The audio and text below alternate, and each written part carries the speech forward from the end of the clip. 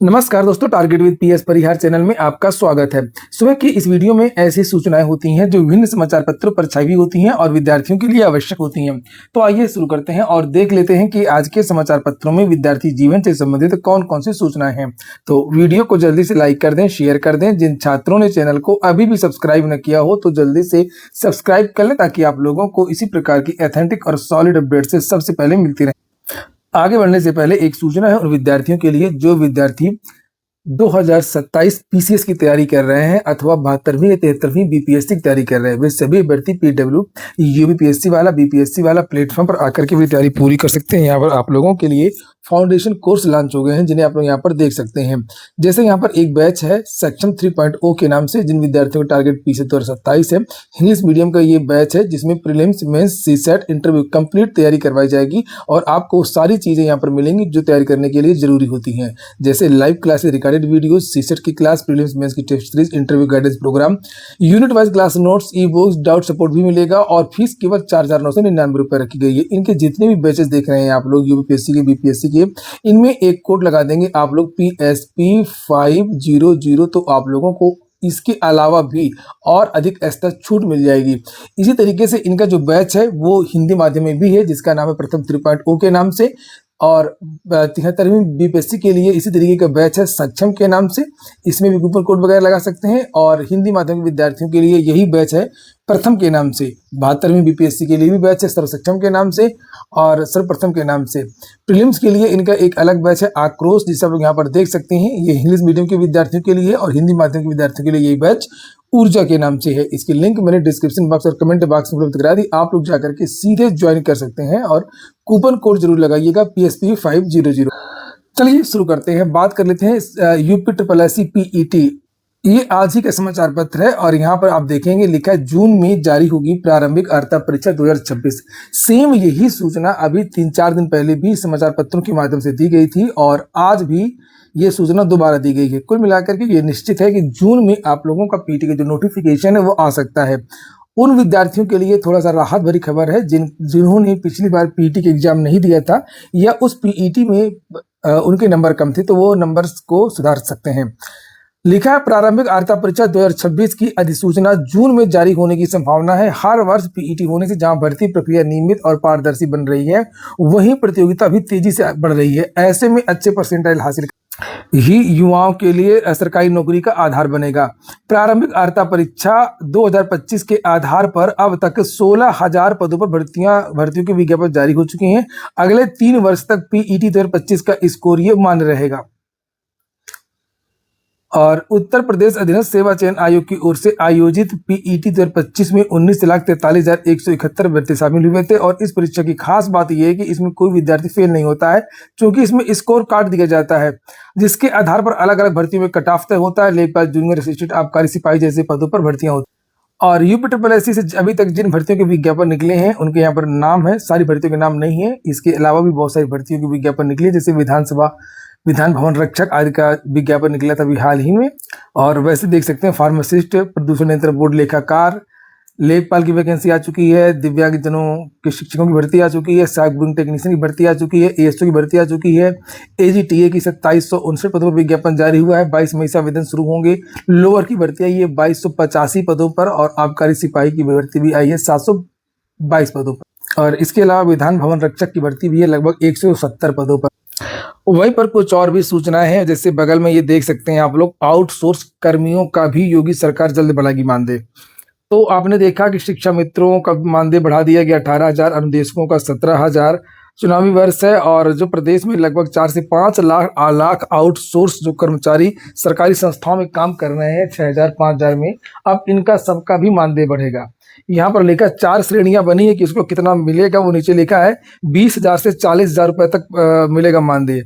नीचे यहाँ पर ये देखिए लिखा पिछले वर्ष ये लिखा है, एक जनसभा को संबोधित करते हुए मुख्यमंत्री योगी आदित्यनाथ की आउटसोर्स कर्मियों का सरकार द्वारा घोषित तो बढ़ा मानदेय देने के संकेत दिए। पिछले वर्ष सितंबर में सरकार ने उत्तर प्रदेश आउटसोर्स सेवा निगम का गठन करते हुए 4 श्रेणियों में दिए जाने वाले मानदेय की दरें भी घोषित कर दी थी। 20 सितंबर को आउटसोर्स सेवा निगम के गठन के लिए शासनादेश जारी कर सरकार ने आउटसोर्सिंग की भर्तियों के लिए 4 श्रेणियां बनाई थी। इनमें से एक के लिए 40,000 रुपए, श्रेणी 2 के लिए 25,000 रुपए और श्रेणी 3 के लिए 22,000 रुपए और श्रेणी 4 के लिए 20,000 रुपए मासिक मानदेय तय किया गया है। हाई स्कूल पास है उनको कितना दिया जाएगा, 12 पास उनको कितना दिया जाएगा और जो बीए बीएससी यानी जो ग्रेजुएट है उनको कितना दिया जाएगा। साथ में अगर कोई तकनीकी योग्यता धारी है, एमबीए है, बीटेक है, इस तरीके की भी बहुत सारे लोग एमबीए एमसीए वाले, तो उनको कितना मिलेगा। पूरा जो प्रोफार्मा है वो बनाया गया है, उसी के ऊपर बात हो रही है। और लिखा कि बोर्ड ऑफ डायरेक्टर्स तय करने के साथ ही निगम के प्रबंध निदेशक, कार्यकारी निदेशक, अन्य जरूरी पदों पर तैनाती की जा चुकी है। सलाहकार चयन की प्रक्रिया भी चल रही है। सूत्रों का कहना है कि सरकार ने आउटसोर्स कर्मचारियों को बढ़ा मानदेय जल्द दिए जाने की तैयारी कर ली है। ये देखिए लिखा है, शिक्षा मित्रों, निदेशकों, आंगनबाड़ी कार्यकर्ताओं के मानदेय बढ़ाने के बाद अब सभी आउटसोर्स कर्मियों का भी मानदेय जल्द दिया जाएगा और अगले साल होने वाले विधानसभा चुनाव को देखते हुए सरकार बड़ा मानदेय जल्द देने की तैयारी में है। एक बात और, आप लोगों ने वीडियो को लाइक नहीं किया होगा तो सभी विद्यार्थी वीडियो को लाइक अवश्य कर दिया करें। और मैं फिर से कह रहा हूँ कि जो विद्यार्थी वीडियो को लाइक करेंगे, चैनल को सब्सक्राइब करेंगे, मैं ईश्वर से प्रार्थना करूंगा उन सभी विद्यार्थियों की जो सरकारी नौकरी है इसी साल लग। अगली जो महत्वपूर्ण सूचना है वो बिहार की है। जैसे देख सकते हैं आप लोग, नीतीश युग का अंत हो गया है और बिहार के नए मुख्यमंत्री बनेंगे सम्राट चौधरी। बिहार में भाजपा का होगा अब पहला मुख्यमंत्री। आज 10:50 पर लोक भवन में शपथ ग्रहण का आयोजन किया जाएगा। नीचे यहाँ पर नीतीश कुमार जो मुख्यमंत्री हैं उनका बयान है और नीचे यहाँ पर ये सम्राट चौधरी का भी बयान है। एनडीए विधानमंडल दल की बैठक में बिहार के विकास पुरुष नीतीश कुमार जी ने प्रस्ताव रखकर स्नेहिल आशीर्वाद दिया। उनके एक एक शब्द और पद चिन्हों पर चल करके बिहार के विकास का कार्य वहां बढ़ता रहेगा। एनडीए नेतृत्व के सभी नेतागण सदस्यगण के विश्वास से बिहार के विकास और प्रगति एवं सुशासन को शिखर पर ले जाएंगे। तो नीतीश कुमार को बड़े ऐतिहासिक फैसलों के लिए भी जाना जाएगा। आप सभी लोगों को पता हो कि नीतीश कुमार ने शराबबंदी जैसा एक बहुत ही महत्वपूर्ण फैसला लिया था। एक प्रोग्राम था 2015 में और उन्होंने कहा था कि हम शराबबंदी को लागू करेंगे और उन्होंने लागू करके दिखाया भी था।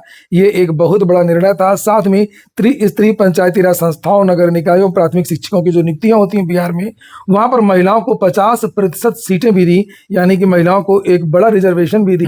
और तो और उसके बाद में इन्होंने जो 2023 में जाति आधारित और आर्थिक जो गणना करवाई थी वो भी एक बड़ा ऐतिहासिक कदम। अगली जो सूचना है वो शिक्षा सेवा चयन आयोग की है। लिखा है 18 और 19 को 53 केंद्रों पर होगी असिस्टेंट प्रोफेसर परीक्षा। और लिखा, उत्तर प्रदेश शिक्षा सेवा चयन आयोग ने असिस्टेंट प्रोफेसर परीक्षा की सभी तैयारियां पूरी कर ली हैं। 18 और 19 अप्रैल को होने वाली इस परीक्षा में प्रदेश के 6 प्रमुख शहरों प्रयागराज, वाराणसी, आगरा, गोरखपुर, लखनऊ व मेरठ के 53 परीक्षा केंद्रों पर कुल 82,876 विद्यार्थी शामिल होंगे। परीक्षा 18 अप्रैल को 2 पालियों में आयोजित की जाएगी और प्रथम पाली में 20,776 और दूसरी पाली में 20,883 विद्यार्थी बैठेंगे। वहीं 19 अप्रैल को प्रथम पाली में 20,649 और दूसरी पाली में 20,598 विद्यार्थी परीक्षा में बैठेंगे। और यहाँ पर बयान भी आयोग के उप सचिव का संजय कुमार सिंह ने बताया कि पहली बार परीक्षा की निगरानी के लिए अत्याधुनिक इंटीग्रेटेड कमांड कंट्रोल रूम स्थापित किए गए हैं। एआई कैमरों के माध्यम से सभी केंद्रों की निगरानी की जाएगी। साथ ही अभ्यर्थियों की बायोमेट्रिक उपस्थिति और सत्यापन की प्रक्रिया का सीधा प्रसारण व रिकॉर्ड आयोग में सुरक्षित रखा जाए। अगली सूचना, उत्तर प्रदेश लोक सेवा आयोग की संस्कृत विषय मुख्य परीक्षा के 173 अभ्यर्थी निरस्त कर दिए गए हैं। लोक सेवा आयोग ने सहायक अध्यापक प्रशिक्षित स्नातक श्रेणी परीक्षा 2025 के संस्कृत विषय के मुख्य परीक्षा के आवेदन पत्र की शर्त पूरा नहीं करने पर 173 अभ्यर्थी का अभ्यर्थी निरस्त कर दिया गया है। तो ये सिलसिला लगातार जारी है और जितने भी आवेदन इस समय चल रहे हैं मुख्य परीक्षा के, तो सभी विद्यार्थी बहुत ही सावधानी पूर्वक मेंस के लिए आवेदन करें। मेंस से पहले प्रीलिम्स के लिए भी सोच समझ करके आवेदन करें। अगर योग्यता नहीं है तो जबरदस्ती का टिक मत कर दीजिए। मेंस के समय तो आपको कागज दिखाना पड़ेगा, अब दिखा नहीं पाएंगे, आवेदन निरस्त हो जाएगा। या जिस भर्ती के लिए आप लोग आवेदन करते हैं तो पहले ही सचेत हो जाइए, देख लीजिए कि आपके पास योग्यता है कि नहीं। और ये जो संस्कृत विषय में 173 विद्यार्थियों का अभ्यर्थी निरस्त कर दिया गया है, तो इनको मौका दिया गया है 17 अप्रैल तक लोक सेवा आयोग की परीक्षा 6 अनुभाग में जाकर के अपनी अपील कर सकते हैं। लेकिन सबसे ज्यादा जो निरस्त हो रहे हैं, निरस्तीकरण जो चल रही है, वो विद्यार्थियों के लेट लतीफी की वजह से। जो विद्यार्थी बहुत देर से आवेदन कर रहे हैं, उनके आवेदन समय से नहीं पहुंच रहे हैं, तो इसका तो तुरंत ख्याल रखिए। जैसे ही मुख्य परीक्षा के लिए नोटिस जारी हो आवेदन के लिए, आप लोग उसको तुरंत ही जमा कर दे पता करके। लिखा लोक सेवा आयोग के अनुसार 113 प्रकरण ऐसे 173 में जिनमें अभ्यर्थी ने मुख्य परीक्षा के लिए ऑनलाइन आवेदन पत्र की हार्ड कॉपी समस्त शैक्षिक अभिलेखों की अंतिम तारीख 18 मार्च तक आयोग कार्यालय में उपलब्ध नहीं कराया है। तो ये एक सबसे बड़ा कारण है। और कुछ विद्यार्थी ऐसे हैं जिनके पास आवश्यक योग्यता ही नहीं थी, मतलब वो कागज उन्होंने नहीं लगाया। और लिखा है कि अनिवार्य शैक्षिक अर्हता धारित न करने के कारण 3 और विशिष्ट अध्यापक स्पर्श दृष्टिबाधित में उत्तीर्ण किंतु शैक्षिक अर्हता नहीं थी, ऐसे 10 DFF का प्रमाण पत्र उपलब्ध नहीं किया। दिव्यांग वाला ऐसे 19। इस तरीके से अलग अलग सबके कारण प्रोफेसर राजेंद्र सिंह विश्वविद्यालय ने 2025-26 की अंतिम वर्ष और सब सेमेस्टर की परीक्षाओं के लिए फॉर्म की तिथियां जारी कर दी हैं। विश्वविद्यालय पोर्टल पर ओल्ड लॉगिन के माध्यम से छात्र 14 से लेकर के 23 अप्रैल तक परीक्षा फॉर्म भर सकते हैं। लोकसभा सीटों की संख्या बढ़कर के अब 850 होगी। लोकसभा और राज्य विधानसभाओं में महिलाओं के लिए 33% आरक्षण देने के लिए गुरुवार को एक विधेयक संसद में पेश किया जाएगा। लिखा है इसके लिए केंद्र सरकार संविधान 131वां संशोधन विधेयक 2026 ला रही है और इसके जरिए लोकसभा की संरचना परिसीमन प्रक्रिया में व्यापक बदलाव आएगा। यह विधेयक विधायिका में महिलाओं को 1/3 आरक्षण देने के लिए नारी शक्ति वंदन अधिनियम में संशोधन के साथ में पेश किया जाए। आज के वीडियो में इतना ही। पूरा वीडियो सुनने के लिए बहुत बहुत धन्यवाद।